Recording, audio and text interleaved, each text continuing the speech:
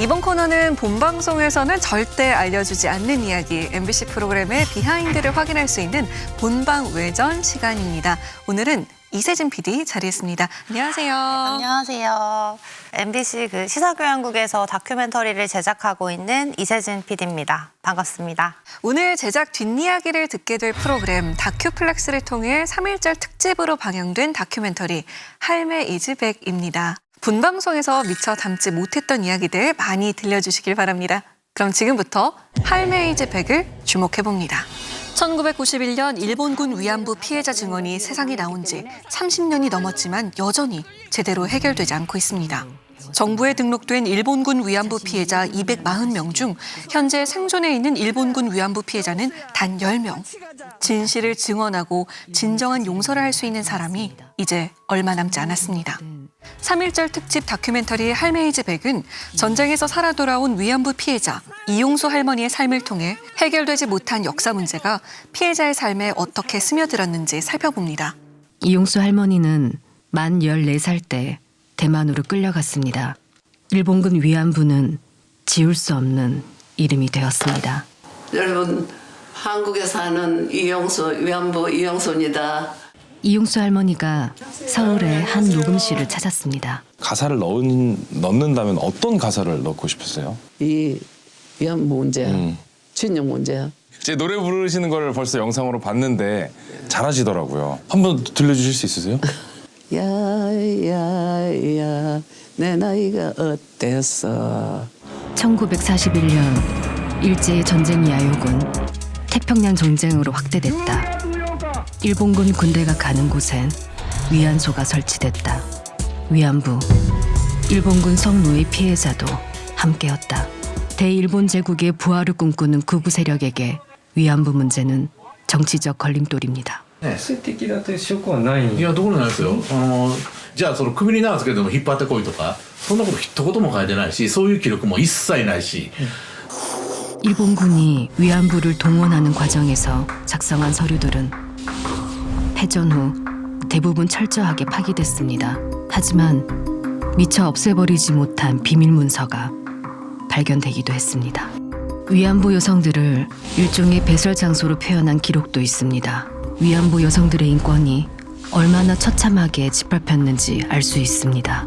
또 전 세계에 남아있는 다양한 기록을 통해 2차 대전 당시 위안소의 설치 배경 및 일본군의 잔인한 성착취를 세세히 증언하는 한편 지금도 일어나고 있는 전시 여성 성폭력 문제에 대해 목소리를 높였는데요. 할매 이즈 백은 위안부 할머니들의 아픔이 과거에 끝난 일이 아닌 현재 진행되는 이야기이며 다신 되풀이되지 않아야 할 그렇기에 우리가 잊지 않고 기억해야 할 중요한 역사라는 메시지를 전했습니다. 최근 정부가 일제강점기 강제징용 피해자에 대한 배상금을 우리 정부 산하재단이 지불하도록 한 배상 방안을 발표했죠. 이에 따른 논란이 지속되고 있는 상황에서 할매 이즈 백은 사과할 주체가 누구인지에 대한 목소리를 높였는데요. 이세진 PD 방송 이후에 주변 반응 어땠어요? 방송 이후에 이제 주변 분들이 많이 피드백을 해주셨는데 가장 인상적인 피드백은 무거운 이야기를 무겁지 않게 쉽게 전달했다라는 평이었고 또 이용수 할머니께서 굉장히 귀엽게 나왔다. 할머니가 참 밝았다. 이런 반응들이 있었습니다. 예상했던 피드백이었나요? 네, 개인적으로 이제 그렇게 기획을 했는데 마침 그런 피드백을 받아서 되게 기분이 좋았습니다. 위원들은 할매 이즈 백 어떻게 보셨는지 궁금합니다. 인상적인 피드백을 말씀을 해주셨는데 저도 거기에 너무 공감을 하는 게 이용수 할머니가 정말 노래를 좋아하고 소통도 좋아하고 어떤 개성적인 존재로서의 인물로서 조명이 됐다라는 점이 저는 휴먼 다큐로서도 되게 의미가 있다라고 생각을 하고요. 또 역사 다큐로서는 그 전시관관이 명백한 전쟁 범죄이고 위안부 피해자 문제는 일본 정부가 관여했다는 증거가 명백하다라는 점을 다시 한번 짚어준 점. 그리고 무엇보다 인상적이었던 거는 이런 위안부 피해자들의 증언이나 활동이 피해 국가들만의 문제가 아니라 모든 여성을 향한 가장 잔혹한 폭력이다. 그리고 여기에 저항하는 연대 운동이다라는 점을 짚어준 점이 굉장히 역사 다큐로서 의미 있었다라고 생각을 합니다. 그러니까 일본 정부가 진심 어린 사과를 하지 않는 상황에서 피해는 누가 입었고 또 거기에 대한 책임을 어떻게 져야 하는지 이런 문제 제기가 시의적절하게 이번 프로그램을 통해서 시청자들에게 전달해줬다라는 생각이 들고요. 또 송혜교 씨가 내레이션을 맡았다라는 것도 좀 놀라웠는데요. 차분하지만 또 힘 있는 그 어조로 이 위안부 피해자들의 목소리를 굉장히 잘 대변해 줬다고 생각이 듭니다. 이제 우리가 보통 보면 이 역사의 진실을 이야기할 때 중요시되는 것이 자료와 증언이 아닌가 싶어요. 뭐 예를 들어서 위안부 문제 자체를 이렇게 공론화시키는 출발점이 됐던 요시미 교수가 찾아냈던 문서들 梅津という時間の決裁員があるんですね。 이걸 통해서 본다면 자료는 아무리 파괴하고 숨기려고 해도 드러날 수밖에 없구나 하는 것들을 느낄 수가 있었고요. 특히 좀 인상적이었던 것은 단순히 이것이 몇십 년 전에 있었던 과거사에 한정되는 것이 아니라 우크라이나 전쟁과 연결을 시켜서 이야기를 풀어주셨잖아요. 우리가 이런 것들을 조명하는 이유는 이런 일들이 반복되지 않기를 바라는 마음이잖아요. 그래서 바로 방송이 어떤 일을 해야 되는지도 한번 살펴볼 수 있는 그런 시간이었습니다. 객관적 자료들을 통해 일제강점기 강제징용 역사를 제대로 바라보고 또 문제 해결을 위해서 앞으로 우리가 어떻게 나아가야 할지 생각해보게 한 다큐멘터리였던 것 같습니다. 이세진 PD 어떻게 들으셨어요? 감상평을 들으니까 굉장히 기획 의도가 잘 맞아 떨어졌나 보다. 그렇게 감상해 주셔서 너무 감사했습니다. 자, 그러면은 제작 비하인드에 대해 조금 더 자세히 이야기 나눠보겠습니다. 일제 강제징용에 대한 가슴 아픈 역사가 긴 만큼 그동안 다양한 방송을 통해서 위안부 문제가 다뤄졌는데요. 그만큼 제작에 있어서 신경 써야 할 점도 많았을 것 같아요. 기획 단계에서 가장 고민했던 부분은 어떤 부분이었나요? 역사에 관심 없는 젊은이들에게 조금 더 쉽게 다가가려면 어떻게 해야 할까? 그리고 위안부라는 단어 하나로 위안부 피해자를 가두지 않고 그 개인의 삶을 보여줌으로써 쉽고 친숙하게 다가갈 수 있는 방법들에 대해서 조금 고민을 했습니다. 말씀하신 그 의도가 제목에서부터 딱 드러나는 것 같아요. 제목만 딱 보고 이게 위안부 피해자들의 이야기일 거라고는 전혀 예상을 하지 못했거든요. 할머니가 올해 96세가 되셨어요. 그래서 곧 100살이다 라고 생각을 하니까 100이라는 숫자가 한 세기를 의미하잖아요. 그래서 한 세기를 살아온 역사의 산증인 이라는 의미가 있었고, 그리고 또 하나는 영어로 백이 돌아오다라는, 할머니가 전쟁에서 돌아온 전쟁의 피해자라는 의미를 또 지닐 수 있을 것 같아서 이중적인 의미로 할매 이즈 백이라는 그 제목을 선택하게 됐습니다. 위안부 피해자 할머니들에 대한 다큐멘터리라고 하면 흔히들 이제 좀 비장하고 좀 엄숙한 분위기를 떠올릴 수밖에 없잖아요. 근데 이번 프로그램은 힙합 음악도 좀 나오고 또 이용수 할머니가 웃는 장면이 참 많이 등장을 해서 좀 밝은 분위기가 연출이 돼 있더라고요. 그래서 이렇게 밝은 분위기로 연출하고 싶었던 그 계기가 무엇인지 궁금했습니다. 할머니를 만나면서 느낀 게 이제 그 당시에 분노와 슬픔이 몸에 체화된 거예요. 그래서 때로는 웃고 때로는 노래를 부르고 때로는 삶을 즐기는 평범한 아픈 기억을 가지고 있는 96세의 할머니인 거죠. 기존의 위안부 다큐는 딱딱하고 어렵고 어둡고 어쩌면 그러한 다큐멘터리의 연출 방식이 뭔가 힘들고 아픈 위안부들만 너무 부각된 게 아닌가라는 생각이 들어서 할머니에게 조금 더 집중해보자라는 생각으로 약간 컨셉이나 이런 것들도 또 쉽게 재미있게 하려고 노력을 많이 했습니다. 저는 이번 그 프로그램에서 또 인상적인 것이 아무래도 송혜교 씨 얘기를 빼놓을 수가 없는데요. 송혜교 씨를 섭외하고 또 송혜교 씨가 이 출연을 결정하는 과정들도 굉장히 좀 궁금합니다. 가장 유명한 사람한테 한번 해보자라고 사실은 생각을 해서 송혜교 씨한테 섭외를 넣었는데, 송혜교 씨가 평소에 역사 문제에 관심이 많은 배우로 알려져 있잖아요. 그래서 실제로도 되게 흔쾌히 해줬고, 출연료 같은 경우에도 줄 수 있는 만큼만 줘라 이렇게 말을 하셔가지고 거의 재능 기부 정도로. 그리고 이옥선 할머니의 장례식이나 이런 슬픈 장면이 있고, 또 힙합 조광일 씨를 만날 때에는 또 톤이 약간 올라가야 되는데 그 톤 조절을 위해서 모든 문장을 한 3번씩 읽으셨어요. 제가 괜찮다, 진짜 그만해도 된다 해도 한 번 더 읽겠다 이렇게 하고 읽고 가셔서 진짜 이분이 역사에 대해서 정말 찐 열정이 있구나, 찐이다, 이런 생각을 좀 했습니다. 이게 3.1절 특집 다큐멘터리로 또 방송이 됐잖아요. 사실 3.1절 하면 여러 가지 아이템들이 참 많은데 그 가운데에서도 이용수 할머니를 주목한 이 다큐멘터리를 기획하게 된 그 이유가 뭔지 좀 여쭤보고 싶습니다. 위안부 문제는 전쟁 중에 일어난 전시 성폭력이고 여전히 다른 전쟁에서 우크라이나에서 반복되고 지속되고 있잖아요. 이러한 것에 우선 첫 번째로 문제의식을 느꼈고, 1990년대에 위안부들이 한 240여 명 됐었는데 피해자들이 지금 10분 남아 있거든요. 그리고 그 10분 중에 시위에 나오고 활동을 하시는 분이 이제 이용수 할머니 한 분이 남아있는데 그 한 분을 놓치면 너무 아쉬울 것 같았어요. 그래서 할머니를 조명하면서 동시에 위안부의 그런 제도나 위안부 동원 그런 역사적인 지식을 함께 전달하면 좋겠다라고 생각을 하게 됐습니다. 저는 이 프로그램을 보면서 앞서도 말씀드렸지만 그 자료들이 굉장히 좀 이렇게 눈에 많이 띄었는데요. 특히 참여원 회의록 같은 경우 그 자료를 갖다가 놓으면서 한번 읽어보시오, 낭독을 해보시오 했을 때 이 사람들은 어떤 의미에서 이것을 쉽게 받아주었는지 그 의도는 무엇이었는지 좀 궁금합니다. 우익들의 이해관계는 명확하게 나의 주장을 퍼뜨리는 거예요. 그렇기 때문에 한국 미디어가 촬영을 간다고 했을 때 굉장히 좋아했어요. 그리고 국회 회의록을 같이 읽을 건데 감상평을 이야기해달라 할 때에도 흔쾌히 이야기를 해주었고 위안부 강제동원을 인정하는 진보적인 국회의원들의 발언들을 읽으면서 強制連行とはそれでは一体何を言うんですか考えておりますのは、国家権力によって動員をされる 얘 잘못된 애야. 얘 이상한 애야. 그래서 얘를 뽑은 우리가 잘못이야. 이렇게 말을 하는 거예요. 言いがかりですよ。 그들이 가지고 있는 신념이 너무 두껍고 대화하기가 쉽지 않구나, 닫혀있구나라는 생각을 굉장히 많이 했습니다. 위안부 피해자 문제는 제국주의 식민지, 군국주의와 전쟁, 가부장제, 성별, 계급, 인종까지 굉장히 여러 이슈가 얽힌 그런 문제인데 여기에 또 이용수 할머니의 이야기까지 친근하게 풀어내려다 보니까 구성상 굉장히 좀 어려운 점이 많았을 것 같아요. 어느 이슈에 좀 90점을 둬야겠다고 생각을 하셨는지 궁금합니다. 처음에는 제국주의 식민지 문제와 여성 문제에 초점을 뒀는데 이게 공부를 하면 할수록 가부장제라는 그 특수성을 놓칠 수가 없는 거예요. 남성 중심으로 한 유교 사회에서 여성이 약간 소외되고 교육받지 못하고 약자로 자라나는 그런 배경 속에서 한 여성이 끌려가서 벌어진 일이었고 또 그런 유교적인 관념 안에서 여성은 남성에게 위안을 줘야 되는 존재 로 각인되는 그런 특정한 분위기가 있었기 때문에 이 문제는 가부장제 문제와 계급 문제도 되게 첨예하게 얽혀 있구나 생각이 들어서 좀 가부장제에 대해서 되게 생각을 많이 했던 것 같아요.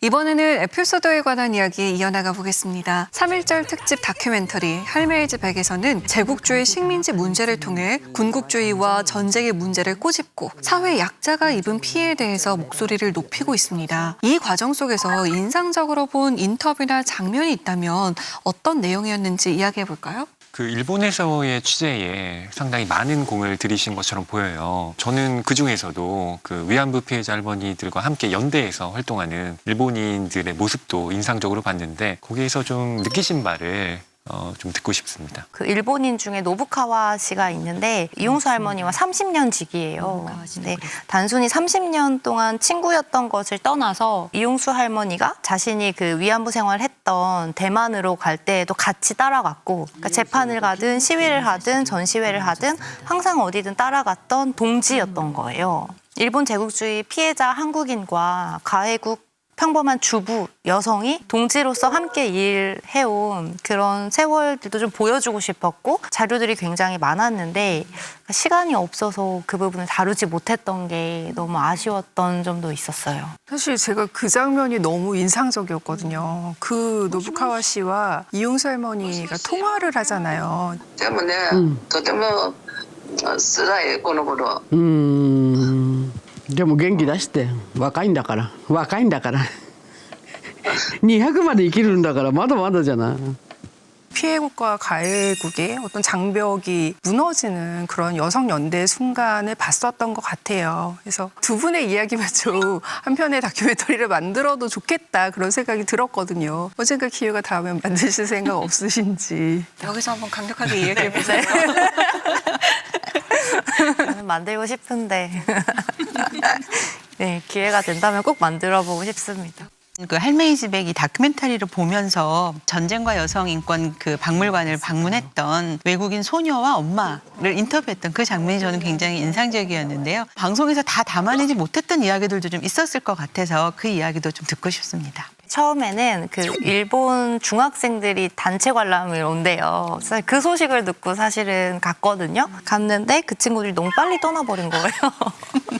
그 친구들을 놓치고 우연히 미국에서 온 엄마와 꼬마가 같이 전시물을 관람하고 있더라고요. 그래서 가서 말을 걸었는데 알고 보니까 10살짜리 꼬맹이 오빠 2명이 한국에서 입양된 친구들인 거예요. 그래서 한국의 그 역사 교육을 해주기 위해서 막내딸을 데리고 이제 한국에 온 거죠. 아, 이렇게 역사 교육을 적극적으로 하는 그런 미국 가족을 보면서 조금 아, 이거 꼭 인터뷰를 해야 되겠다. 그래서 이야기를 했는데 many jobs back then for women because of like unfairness, and so they thought they'd get a good job, but then they'd get 10살인데 너무 위안부 동원의 그런 체계적인 시스템이라든지 위안소 운영 그리고 피해자들에 관해서까지 너무 잘 이해를 해서 아, 이거는 제3자의 시선으로 봤을 때 그리고 이런 어린아이의 시선으로 봤을 때도 이 참혹함이 명백하구나 라는 생각을 굉장히 많이 했던 기억이 좀 있습니다.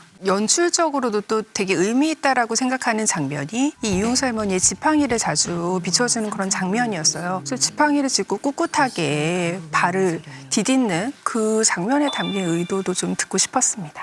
제가 할머니를 계속 좀 관찰해봤는데 항상 걸으세요. 새벽 7시에 아침 운동을 나가는 거예요. 저 너무 추워가지고 할머니 언제 들어가요? 막 이러면 할머니가 이거 다 걷고 저기까지 징검다리까지 건너가고 가겠대요. 그래서 고문 후유증으로 다리가 저려가지고 계속 무릎을 아프다고 하시면서 그럼에도 불구하고 계속 걷는 이유를 물어보니까 나는 살아야 된다. 나는 살아야 된다. 나는 해야 된다. 이겨야 된다. 고문의 후유증을 딛고 그렇게 앞으로 나아가게 하는 게 지팡이이고 그렇게 할머니가 그렇게 30년 넘게 나아가려고 했기 때문에 위안부 문제가 이렇게 국제사회에서 많이 알려지고 공론화됐다 이런 생각도 들었고요. 그렇게 나아가게 하는 게 결국 지팡이라면 앞으로 이제 우리의 지금 세대가 그 할머니의 그러한 역할을 받아서 함께 역사 문제를 해결하기 위해 함께 나아가야 되지 않을까라는 생각으로 걷는 모습도 되게 많이 나오고 또 지팡이도 굉장히 많이 일부러 넣었습니다. 저는 이 프로그램 안에서 음악의 쓰임도 굉장히 좀 독특했다는 생각이 들어요. 이런 노래 좀 한번 만들어 볼 수 있을까? 이러시면서 이야기를 나누다가 이제 노래를 한 곡 하시죠. 근데 그게 개사한 노래였잖아요. 그리고 특히 그 노래 끝에 가면은 아베에게 사과받기 좋은 나이야 이런 걸 하면서 말씀을 하시는데 그런 부분에서 전체적으로 이 음악의 쓰임을 어떻게 생각하고 계셨는지 그런 것도 좀 궁금합니다. 노래 같은 경우에는 할머니께서 개사가 취미시래요. 그래서 막 혼자 막 개사를 하신대요. 집에서 심심하니까. 그래서 제가 할머니한테 밖에 나가서도 부르세요. 막 이렇게 말했더니 몇 번 불렀는데 반응이 없다고. 그러셔가지고 그러면 한번 같이 해보자. 이제 이렇게 잘 쿵짝이 맞았고요. 노래라는 게 굉장히 보편적이잖아요. 근데 위안부는 역사 중에서도 굉장히 특수하잖아요. 그래서 그 보편적인 노래와 그 역사적인 특수한 위안부가 만나면 조금 더 보편성을 확보할 수 있지 않을까. 그래서 젊은 래퍼 조광일 씨와 함께 편곡 작사 작업을 좀 했고요. 선택이 없었던 선택 아직까지도 상처가 선명해 그대로 돌려줘도 안 편해 내가 대신 알지 못해도 아픔을 느끼며 이걸 써내 기억엔 없지만 난 기억해 젊은 친구들하고 같이 이렇게 상호작용을 하면서 같이 노래를 만들고 하는 걸 좋아하셨고 저한테 나도 다시 태어나서 젊어지고 싶다. 왜 우리 그때 이렇게 재미있게 운동 안 했을까? 막 이렇게 말도 하시고. 저는 이 프로그램의 엔딩이 어떻게 끝날까 마지막 장면을 굉장히 궁금해하면서 봤는데 이용수 할머니가 휴대전화에 서툴게 본인의 이름을 좀 적으시면서 내 이름 썼는데 이가 틀렸다. 아이고 어렵기도 하고 재미도 있다. 이렇게 웃으시면서 끝나더라고요. 여러 가지 엔딩에 대한 고민이 있으셨을 텐데 그 장면을 마지막으로 넣으신 이유가 뭔지 궁금했어요. 요즘 뭐 위안부 문제라든지 강제징용 문제가 다시 대두되고 있는 상황인데요. 단순히 뭐 위안부, 강제징용 이렇게 단어로 표현되지 않고 어쩌면 그 시대에 태어났으면 우리가 겪었을 일, 우리 이웃의 일, 그 피해자가 멀리 있지 않고 가까이 있다. 그래서 우리가 더욱더 관심을 가져야 된다라고 마지막에 말을 하고 싶었어요. 그 말을 어떻게 해야 될까라고 고민하던 찰나에 96세 할머니가 문자도 모르는 96세 할머니의 그런 모습, 문자를 배우는 모습을 보여주면 이게 단순히 위안부 피해자이기도 하지만 하나의 우리의 친숙한 이웃이다라는 이미지를 줄 수 있지 않을까. 그런 역사적 사실들을 너무 멀리 있다고 여기지 않았으면 하는 마음이 좀 들지 않을까 하는 생각으로 그렇게 엔딩을 정했습니다. 에피소드에 대한 이야기들 나누다 보니까 가슴이 울컥하면서도 또 뜨거워지는 것 같습니다. 마지막으로 오늘 할매이즈백 제작진을 대표해서 나온 이세진 PD에게 전하고픈 한마디가 있다면요? 사실 위안부 문제 이야기를 이렇게 웃으면서 이야기할 수 있으리라고는 생각을 못했어요. 그렇게 우리에게 이 문제를 이야기할 수 있게 해주셔서 되게 고마운 프로그램이라는 생각이 들었고, 아까 PD님도 말씀을 하셨지만 왜 걸어요라고 물어보셨을 때 용설버님이 난 살아야 된다, 이겨야 한다, 이 말이 정말 와 닿았고, 이 프로그램이 그 할머니의 그 걸음에 정말 든든한 지팡이 같은 역할을 한 것 같아서 감사드리고 싶습니다.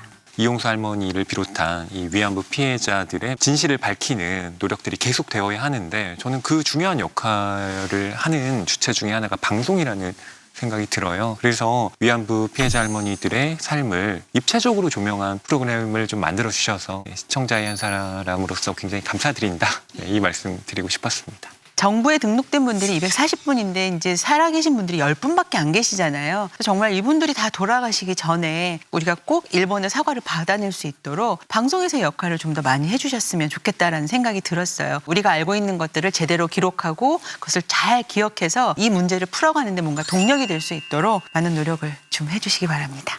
오늘 이세진 PD를 만나보니까 앞으로의 행보가 더 기대가 되는데요. 이세진 PD 향후 계획에 대해서는 어떤 계획을 좀 잡고 계시나요? 제가 역사나 사회 문제에 관심이 많아요. 그래서 우리가 주목해야만 하는 역사들이 있잖아요. 그 위안부 문제도 그렇고 강제징용 문제도 그렇고 그런 사회 역사의 문제들, 하지만 조금 오래된, 공론장에 오래 나와서 사람들이 좀 기시감을 가지고 있지만 그럼에도 불구하고 중요한 그런 문제들에 대해서 조금 현재의 시선으로 우리가 계속해서 주목할 수 있는 그런 뭔가 의제로 만드는 프로그램을 제작하고 싶습니다.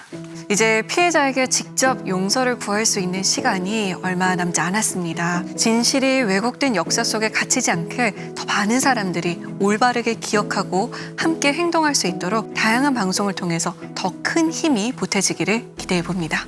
자성의 소리와 리얼한 비평을 가감없이 전하는 리얼비평 탐나는 TV. 날카로운 시청자들의 목소리를 담아서 다음 주에 다시 돌아오겠습니다. 고맙습니다.